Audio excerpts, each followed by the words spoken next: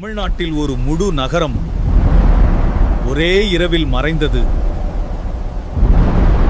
அதற்கு தனுஷ்கோடி என்று பெயர். ராமேஸ்வரம் அருகில். இது ஒரு பரபரப்பான நகரம். வீடுகள், ரயில் நிலையம், சாதாரண வாழ்க்கை. ஆனால் 1964 எல்லாம் மாறிவிட்டது. சக்தி வாய்ந்த புயல் தாக்கியது, தடுக்க முடியாத சக்தியுடன்.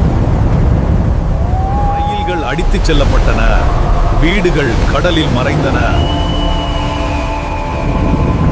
அந்த இரவுக்கு பிறகு அந்த நகரம் நிரந்தரமாக கைவிடப்பட்டது. இன்று தனுஷ்கோடியில் அமைதி மட்டுமே உள்ளது.